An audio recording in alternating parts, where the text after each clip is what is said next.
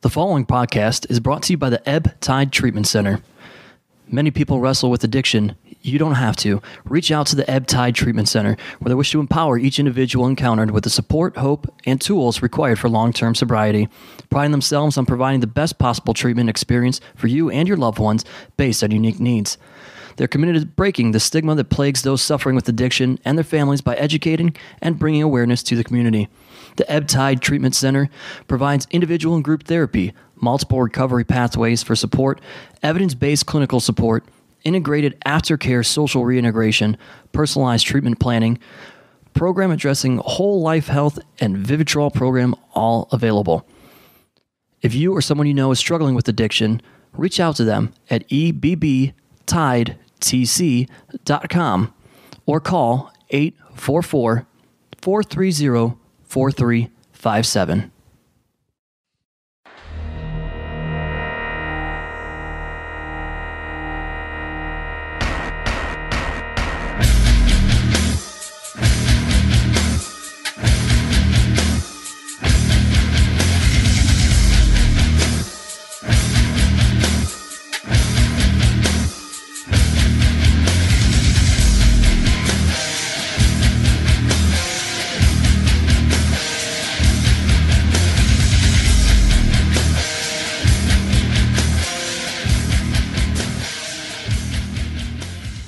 Hello once again, everybody. Thanks for listening to AIW's The Card is Going to Change. Before we get into this week's episode, as always, I want to give a shout out to our sponsors that help us bring the show to you for free each and every week. Firstly, thanks to Angelo's Pizza. They're feeding us here as they always do while we record, and they, of course, bring pizza to you at our live events at Mount Carmel. If you want to try more of their pizza or anything else on their menu, it's all delicious. Head to Angelo's on Madison Avenue in Lakewood, Ohio. And thanks to Smart Mark Video, they record all of our live events. And if you want to relive any of those or watch them for the first time, you can purchase that on DVD or digital download from smartmarkvideo.com. And additionally, head to powerbomb.tv, sign up using the code ABSOLUTE, and you will get a 20-day trial for free. And then stick around and just keep watching the shows that we put out there from the AIW archives. And as always, thanks to Jack Prince, who helps take care of all of our printing and graphic design needs. They can do all of that and more for you, whether it be banners, t-shirts, business cards, flyers, everything and anything. For all that they have to offer, head to jackprince.com. That's JAKPrince.com. Oh, yeah. And that voice you heard is a familiar one, none other than the man himself, Swoggle. He's a whole man. He's a small man, but he's a whole man. FKA Hornswoggle. That's right. And the other voice you heard, John Thorne, AIW president, and of course... President? President? Since when? God damn it. What up, Donald? John Thorne. What are you doing over there? Matt Wadsworth is the president. Bro. I don't... What's wrong with you? I just go by the live event coordinator. Yeah. John Thorne, AIW owner, live event coordinator now. Goddamn new brain in your position. head. You know, and as always, I am your moderator of sorts, Steve Guy. That's why I feel like after that we should take that away. That's why I'm of sorts, so that I can make the mess ups. If you follow us along on Twitter, which you should, so if you don't, at AI Wrestling, and also the same thing on Instagram and AIWrestling.com for our website, then you will know that this episode is the Swoggle, FKA Hornswoggle, AMA. So be an let me say this. Yeah, say it. This was your brainchild? My friend. Let me say this real quick. This episode, also, we have an additional sponsor brought to you by Ruffles cheddar and sour cream potato chips.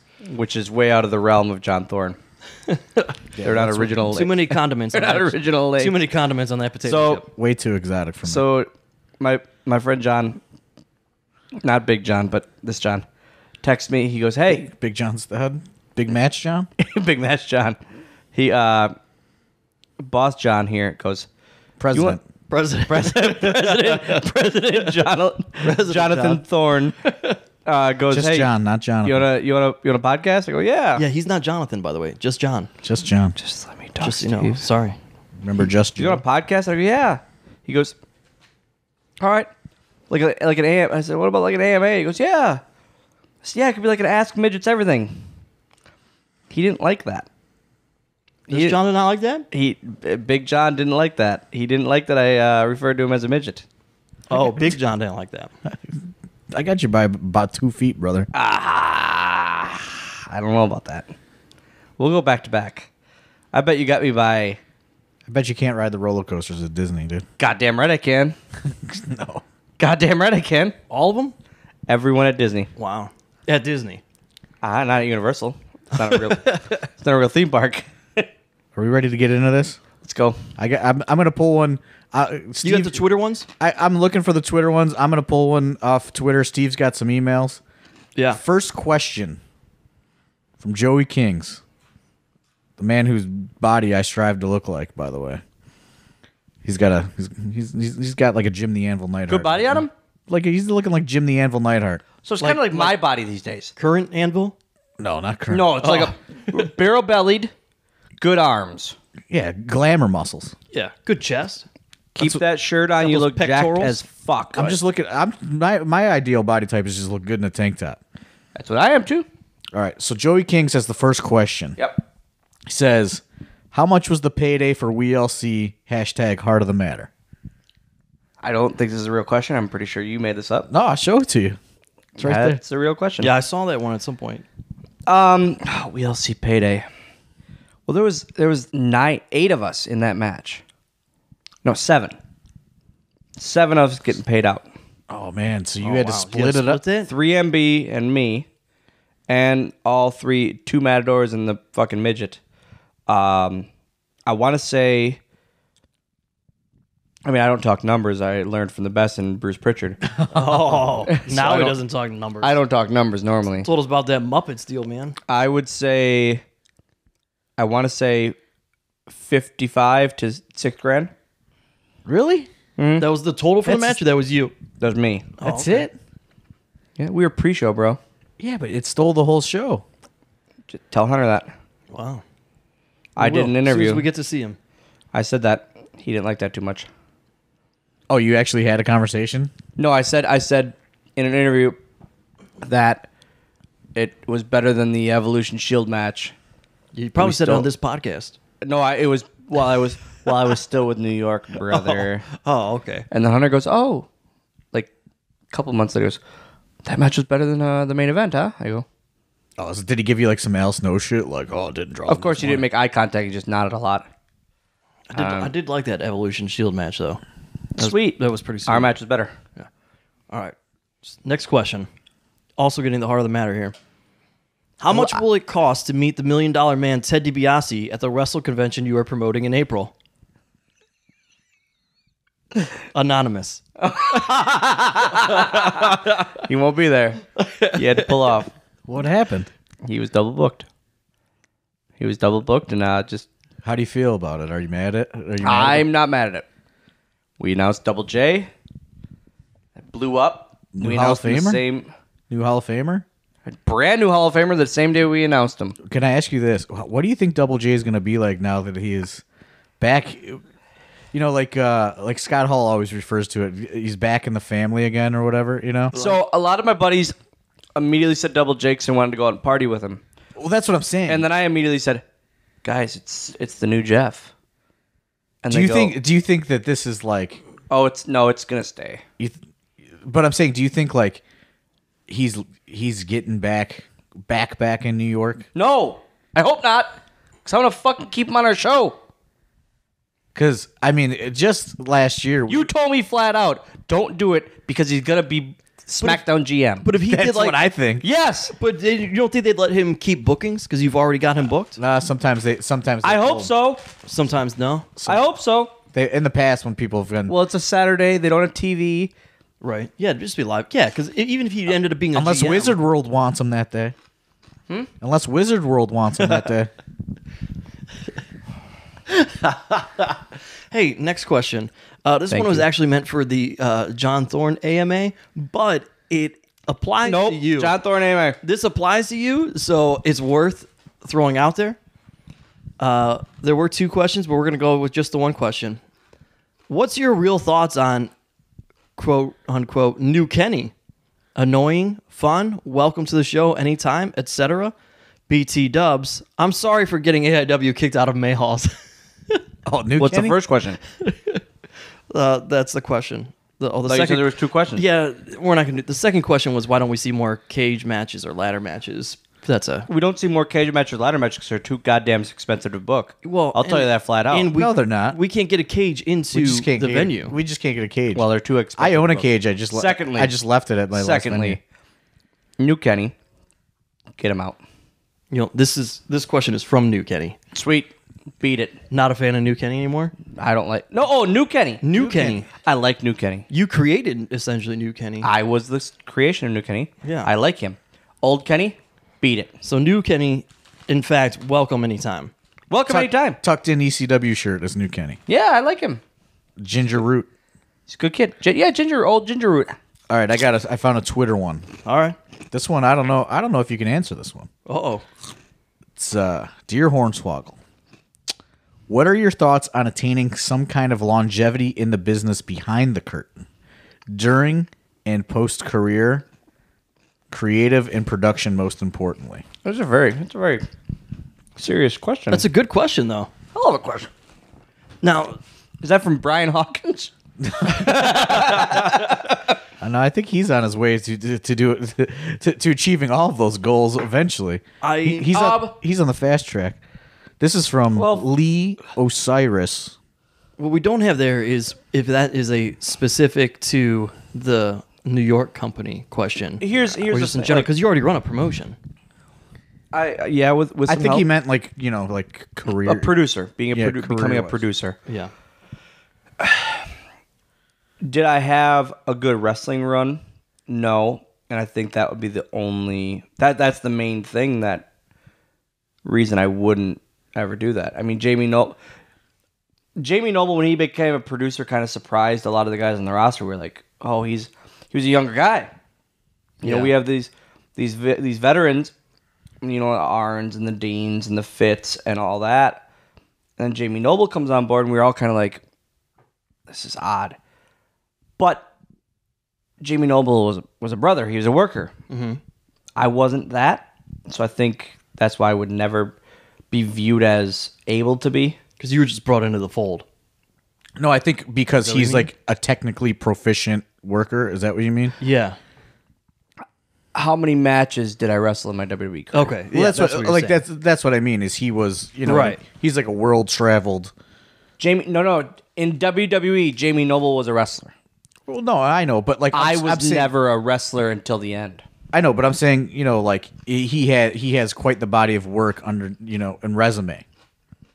I don't think that matters.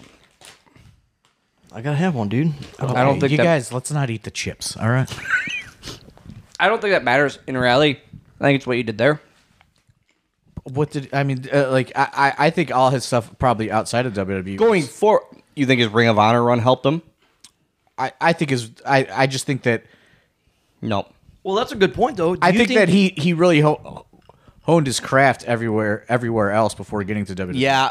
you think the Ring of Honor- The Ring of Honor thing was in between. No, I'm not saying Ring of Honor. I'm just saying he had WCW. He did he did Independence. I think his longevity in the ring was the reason he became a producer. Because I think, to John's point, a lot of that stuff was because as you were exiting, the generation that was coming up of guys, coming in were dudes that were making the names for themselves on the independents and whatnot. To John's point, you know what I mean? So I think do they have that respect? Before we get into that, I think Swoggle's got a little thing against the guys that make it on the independents. That make it on the independents? You don't work the independents, bro. I think you don't like the indie guys. I do. I do, and I. Oh, man. I don't think man, you there's like. a lot of thought here. I don't think you like the change in the presentation, in the style. I don't. I do, but I don't. I like the guys that I like.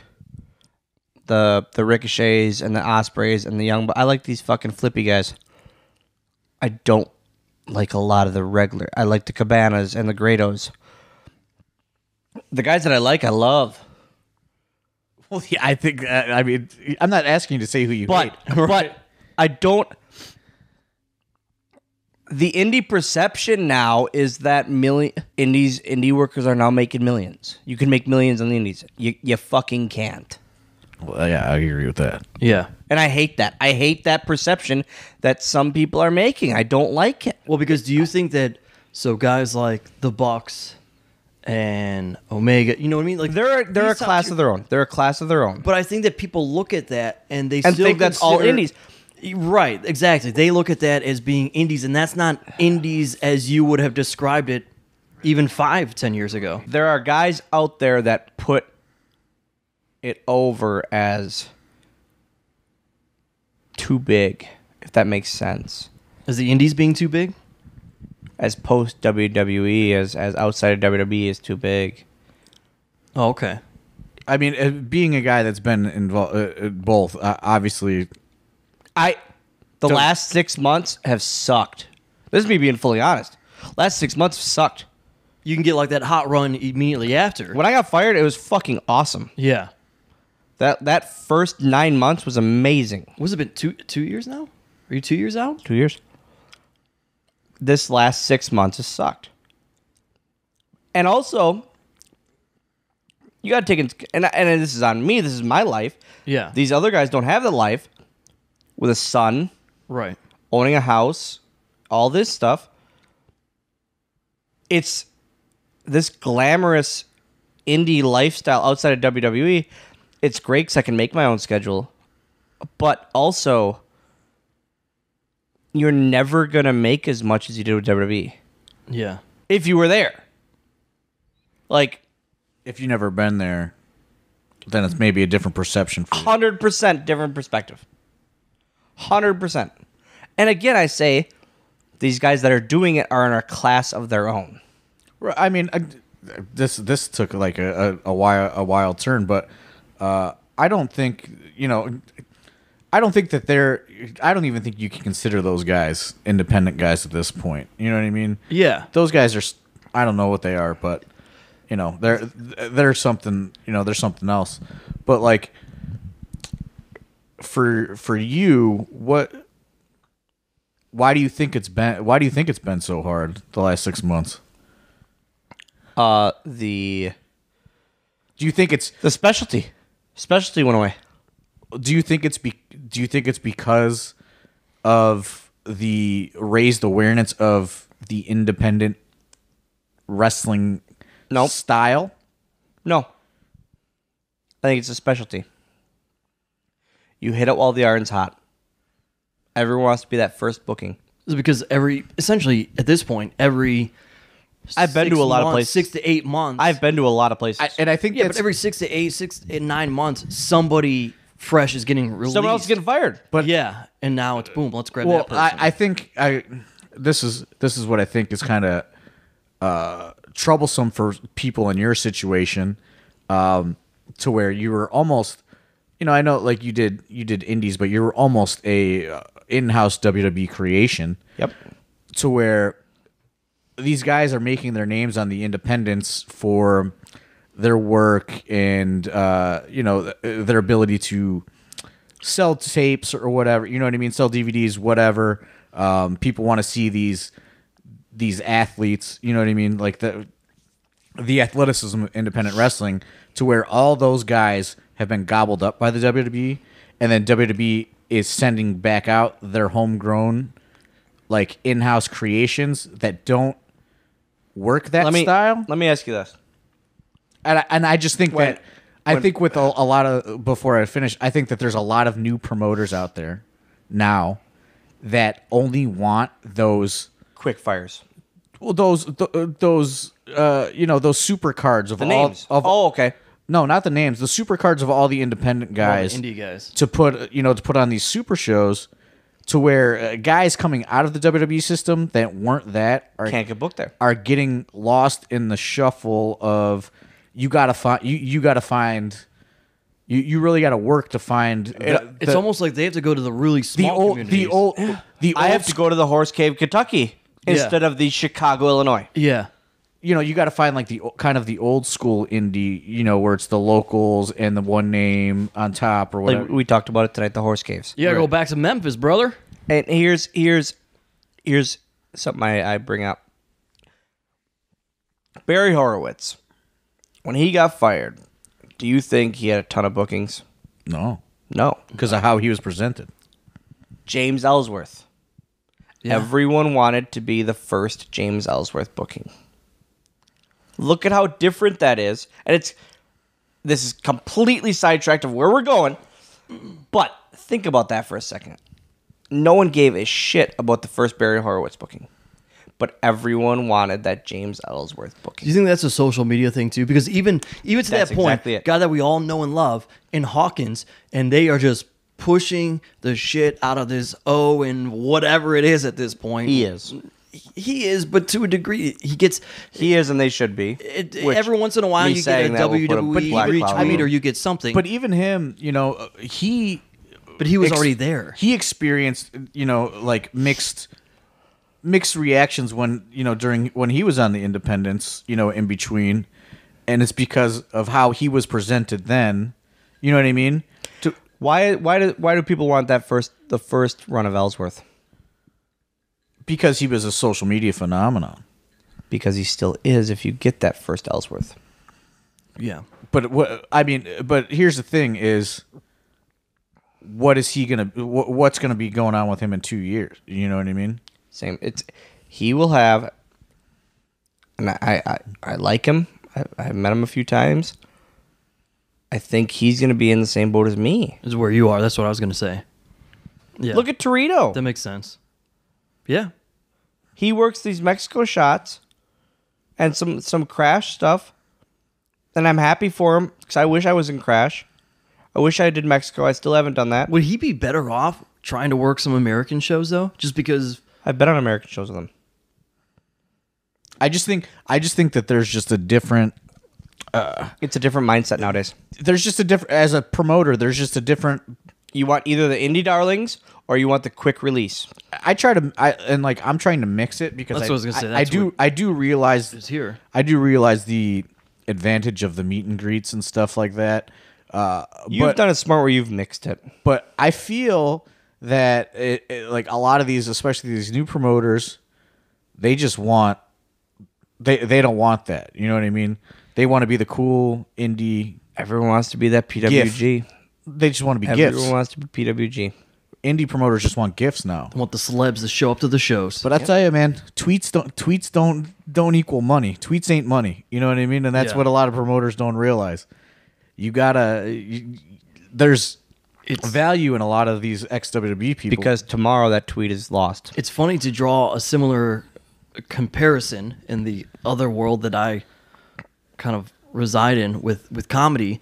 There are so many Twitter comedians at this day and age that clubs and other people will shell out tons of money and book them because they're hilarious or they're great on Twitter, and then they get all these retweets and they have this great following, and then what happens is they do a show and they try to headline and do 30 or 45 minutes. No one's going to pay money. And when they're they can terrible. No one's going to pay money when they get it for free on Twitter. Right. Well, but and on top of that, they just end up not being good. They've overdone themselves. What do you got? Uh-oh. Well, Speaking of Twitter? Well, yeah, that was a nice little tangent that we went on. Yeah. But That was a long Let's get one. back to rapid fire. That was a long one. Sorry, guys. that's it. I was mean, it's good. good because you're being real about it. And Yeah. I don't think people understand like, hey, like maybe I should buy that button or that hat or that 8x10.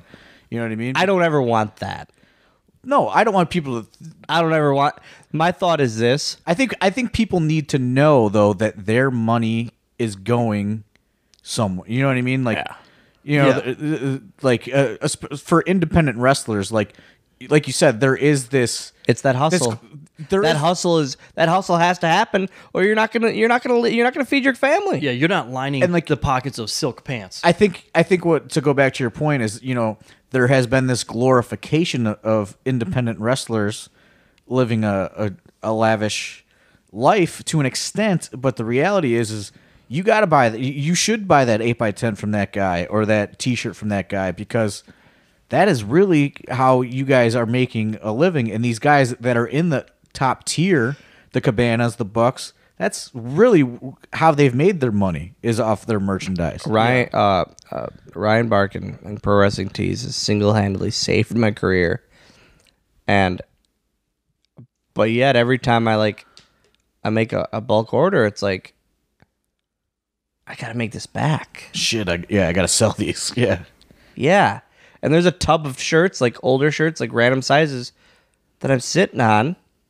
That's like, how do I get rid of these? Like, and it's, and he's been the best with me. Everyone at Ryan and everyone at Pro Wrestling Tees has been awesome since day one. That he was, I would say, first 10 people I texted. Oh, okay. Before we go on to the next question, I'll ask this: was that a culture shock for you? I loved it. Even though you were an independent guy, was it a culture shock that you had to fucking figure out all this shit on your own and you didn't have people just doing it for you? No, I was excited. All right. I really was. And I was excited to have designs. I was excited to work merch tables because I always liked doing that. Because I don't view myself as someone above everyone. You know what I mean? Like, I view myself before I go to the ring and after I go out in the ring. I'm a normal human being. And that's why I enjoy the fan interaction. I enjoy hustling. I mean, it's a hustle. It's fun to me. As much as it can suck, it's fun to me. What's up, everybody? Alex Worldwide Keller here. Hey, you remember in Beyond the Mat when Jake the Snake and Grizzly Smith were down on that property breaking rocks and stuff? Is that like a farm? Because here's my question. Was Grizzly Smith a hog farmer? Is that where Jake the Snake got his name? Did he come from a hog farmer? Because they're a bunch of big, tall men. These are questions I ask myself sometime. Either way, we got a humding-a-dandy of a shirt for you this week. It's straight out of 1987, Jake the Snake in all his glory. It's Jake the Snake Roberts green t-shirt. And guys, I can't contain myself. This shirt, it's a doozy. Use promo code WORLDWIDE and find all about it. 10% off at Thrift Store Jobber, Instagram, Etsy, eBay, etc.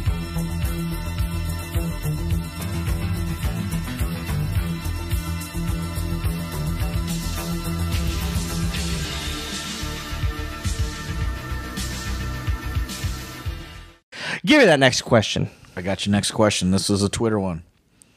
What was your reaction to being the anonymous GM, and did you hate that gimmick like the rest of us? The rest of you hated it because of how it played off. The original plan, which will be fully laid out in my book coming out later this year. Ooh, big book. Life's short and so am I. It was supposed to be completely different. And Kofi Kingston and Kurt Hawkins love the story of it was supposed to be my big heel turn. And really I could talk, and I was essentially the baby from Roger Rabbit, just this mafia guy from New Jersey, trapped in a little man's body. And it didn't play out because I couldn't do a New Jersey accent. And I hated how it ended because I was really just pissed off about the whole thing. But it got me on Raw once again, and there was other guys that weren't on Raw that night, so I can't be too pissed off. Steve Guy, what do you got? We're going back to the independents. Tell us some good short stack in MAW stories. Maybe a good Carmine Desperito story. Who's that from? This is from Maestro Ken. Trying to figure out who it would be. Maybe it's just a regular fan that you don't know. Yeah. MAW was one of my first indies before I got hired. Right before I had my tryout with WWE, I was gonna be an extra on Raw with a Goldust and Snitsky backstage skit. I worked for MAW as just a manager at the time, And the Friday before, we had a show, and Ian Rotten was on the show. And that night, they said, "You're going to get color tonight, kid." Sure. Ian Rotten decided he was going to use a fork to get me color. So he used said fork from the left side of my forehead all the way to the right side. Was it necessary? No. This was Ian trying to fuck with me because knowing I was going to be on TV in 3 days. So he was just gonna cut you up? No, he literally did. He just kept fucking stabbing me in the forehead. Because he knew you were gonna be on TV? Yeah. And I remember getting to the back and I'm bleeding and going to Carmine and going, "What the fuck is this?" He goes, "It's a rib, kid." And I remember Ken's, like, I showed up to TV and Ken goes, "What the fuck's on your, like, what's going on?" I said, "Ian." He goes, "Rib?" I go, "I assume so."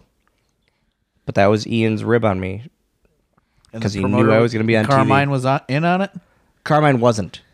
But Carmine, as soon as I got to the back, Carmine goes, "He got you." But it was Ian's way to fuck with me. I'm just going to fucking carve him up. So when he shows up TV on Monday, he's all carved up. Just such a piece. Was that your first extra gig? Yeah. Oh, fuck yeah. Oh, man. Yeah. Dick move. What was that? What were you as the extra? I was just a random midget in a backstage skit. Oh, okay. And this is a midget holding peanut butter. Throw a soft toss to you here real quick, because it's very easy. Greetings from Chicago. Recently, a random promotion has popped up in the Chicago area and is advertising a match between you and James Ellsworth with guest referee Frank the Clown. Can you confirm this booking? Yes. I think people thought that wasn't going to happen. Canuck Pro style. Were you booked for that one too? Canuck Pro. Oh! What was the Canuck Pro one? How do I know this one? This is I think Warrior you were Wrestling. booked. I think you were booked for it. It was like that company in Canada that booked all those names, and then they just That's the deposit one. yeah. Where they sent me the deposit and then the show never happened. At least you got a deposit. I got that fucking money. No, this is this one's happening. Warrior Wrestling, this one's called. Huh? Warrior Wrestling. Warrior Wrestling, yep. Brand their first show, I believe.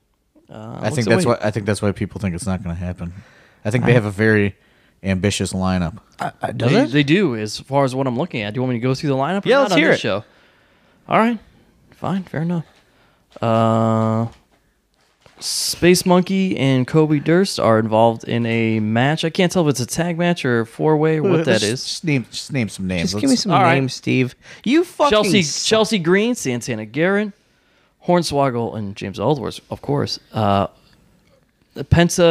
Zero, is that what he's going by now? Yep, Zero LOM. DJ Z, Matt Seidel, and then we have Tessa Blanchard, Deanna Parasso, and the man they call Moose, also on this. And main event, Alberto Del Rio, Jack Swagger. I don't know if that's happening. Man. That's what it is. I wish people could just see his face after you read all those names. Friday, May 11th, Chicago Heights, Illinois. I think he just thought about all those unsold T-shirts in that bin he has. None of them are moving that night. All right, Shit. I got a nice fun one for you. All right, what do we got? Give me those ruffles. So, Naked Great Khali, how's that?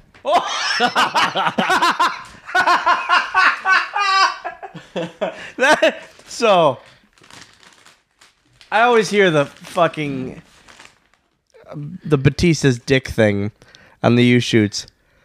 Naked.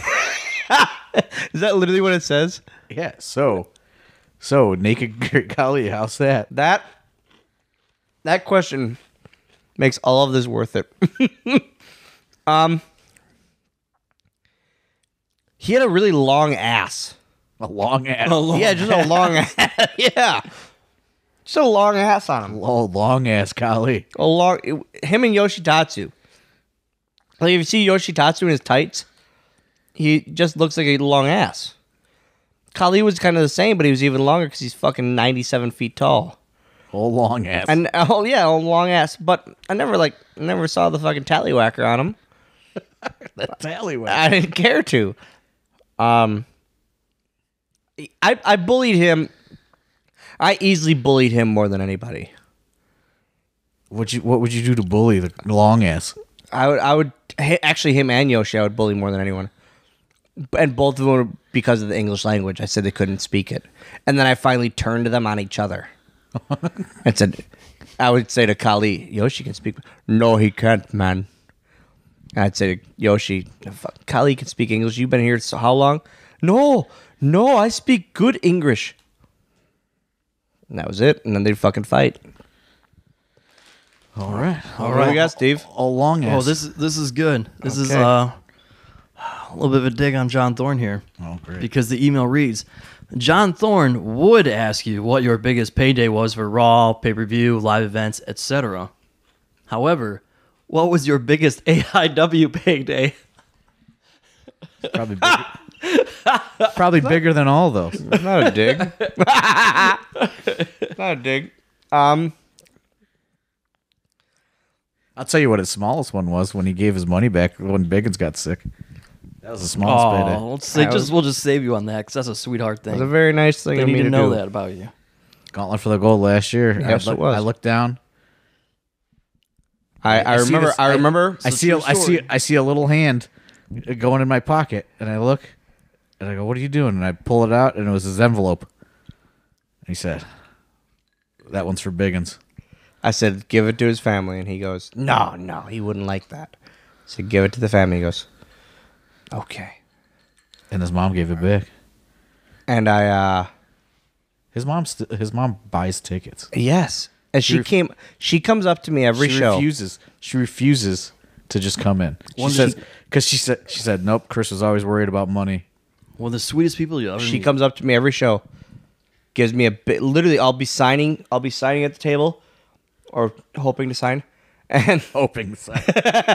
she'll come up and she'll go, hey, and she goes, Chris loved you, and it makes me feel so good. Somebody had to. My biggest payday was easily my first, because Biggins took care of me. Of course, I was a Biggins guy. I was never. You're fresh off the big Fed at that point, man. Yep. We just talked about that. Yeah. But no, No, he came in on a brother price before we even knew him. but it was, and I always wanted that here. I took a Snapchat tonight and sent it to everyone back home. There was, when I get to the airport, there's that stupid "Welcome to Cleveland" sign I hate so fucking much. But I literally took a picture of it and go, "This is my second home." And then I realized it is because the three of us talked tonight. We have the same routine. I land, we go to Ray's bar, we come here. Which is a person in the bar in which she works. I just Sweet. gotta throw that Her out name's there. fucking Ray. No, but there's legitimately a bar in Northeast Ohio Okay, but we're not talking about called this. Ray's. We go to Ray's bar, we come back here, we sleep, and then we have our meeting. Sometimes we go to Bob's Evans. Yeah, And we get gotta chicken that noodle chicken and soup. noodle soup. Chicken and noodle, brother. We get chicken noodle soup Chicken and noodles. and macaroni and cheese. And then we go to the show. But it's become a routine where I love it. This is one of those, whenever I say I'm going to Cleveland, all my guys back home go, meeting? And I go, yeah, of course. This is what we do. We'll send you the Snapchat. I'm so glad Potato doesn't fucking pick me up anymore. You just got to sell those cars somehow. You What do we got, Steve Guy? What do you got? You got more Twitter questions? You want me to roll through the? I see we have some Facebook ones. We'll get to that. We're This is running we're low gotta be on at least an hour right now. This is going to be a two-part. we're running low on the email ones, but I got some. Here's one. What are his thoughts on the domestic travel ban? Oh, that's a good question. Fuck Sid. There you have Can you tell them about? So, I have a son.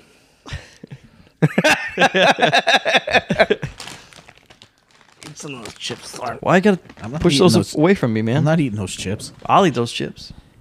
I can't reach them now. I have a son.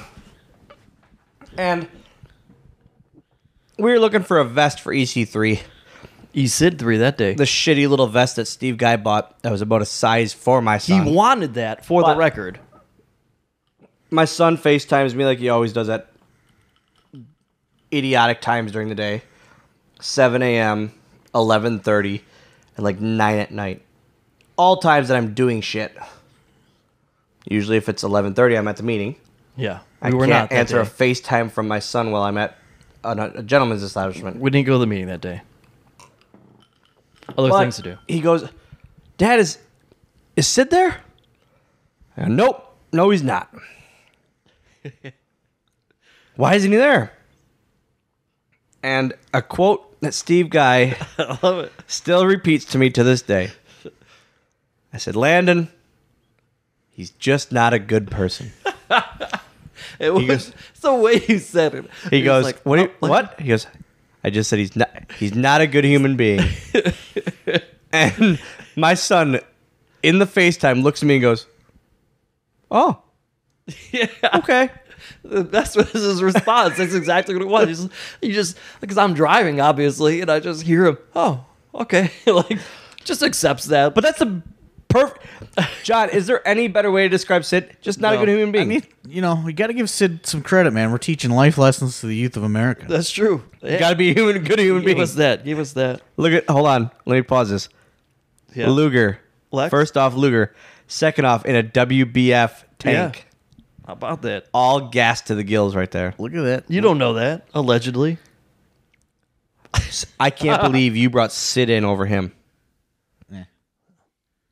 You know. He doesn't have softball. I'm not a Sluger guy. Who's that chick, man?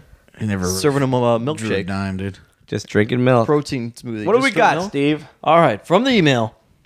What has been the weirdest thing you've seen in your career? And don't say weird world. The weirdest thing that I didn't see it, but in all my stand-up, my world-renowned stand-up routines, I tell the story of They're great. You guys should see it sometime. of John Thorne has seen it. He still said I killed it. Yeah, you did pretty good. I joke. Now it's pretty good. Walking it back. Walking it back. Next week will be he fucking sucked. It was fine. The morning that Big Match John told me he ate my puke on a hamburger. Oh, yeah. Yeah, that was one of those moments where we really connected. There you go. Don't tell the whole story. Yeah. Leave that for your. I'm not gonna. Leave for that your for the set. book. Leave Yeah. that for the book. It's definitely in the book. For your live show and for Definitely in the the book, definitely in the live show. Which the live show and the book is essentially the same content. Well, hopefully not everybody buys did it. he have to sign a release for you to tell that story? 'Cause Nope, he goes tell away. it's pretty something. It's a good story. He's that's my buddy. Big party, John. No, just Big Match John. All right, more emails, and then we'll move on to social media. Here we go. This one says, "Hey, Swog Daddy, did Big Show have gnarly giant shits or what? Any Big Show shit show stories? I have reason to believe that he's wrecked a toilet or two." His Big Show's version of bullying was always with me, and I would be sitting down, and he would always walk past me and grab my head and fart in my face. There's always his version of bullying, and no one ever laughed because it was just like, oh, that's just really fucking mean. And then he never got the response he wanted, so he stopped doing it after a while. That's all bullying is, Steve. I mean, this It's all is just alleged bullying. it's always try to pop the boys. This last email is like rapid fire. We'll get to that one later. Okay. But for now, let's Rapid fire might be a second episode. let's roll into because we have questions on Facebook as well. Holy shit! People actually wrote in this many. Yeah. Here we go. Did you get a monetary bonus for losing the hair versus mask match? No, Or was it something you just went along with, or did you even perhaps suggest it to yourself? I suggested it myself Your suggestion. because I said, my friend Brian James, people know him as Road Dog. Yeah. Head My writer friend- of the SmackDown brand. My friend Brian. Oh, you didn't know? Stop, Steve. Sorry. We did the WeeLC match, and the next week he goes, "All right, where do we go from here?" And it was one of those things like, "That's a good point. Like, that's like a blow off." Yeah. And Absolutely. I said, "Why don't we do a hair versus mask?" He goes, "For real?" I said, "Yeah, let's fucking do it." He goes, "You want to shave your head?" I said, "Let's fucking do it." And it literally was pitched that next week, and we were going towards it. There you go. I'm going to wind this one down. we're gonna wind this here. I think that's a good one to end on. It's a good one to end on. I think the long, either that or the long rant on the indies. No, The long rant was at the very beginning. We're not going to end on that. We're not ending out of orders, brother. That's a good one. That's people will enjoy knowing that you came up with that, man. I came up with it. We have so many questions that we just gotta. We're gonna have to be a two-parter. I think that rant has pushed us over the edge to make it a two-part series. That's what happened. So that's gonna wrap it up for part 1 of the Swoggle AMA here in. I'm sorry that I'm AIW's giving you guys 2 fucking parts. The card is going to change. It's all right. We need to fill some voids here sometimes. So for the man formerly known as Hornswoggle, currently in your hearts as Swoggle, for AIW owner, goddamn tag champ, President John Thorne. My name is Steve Guy. We'll talk to you next week, everybody. Thanks.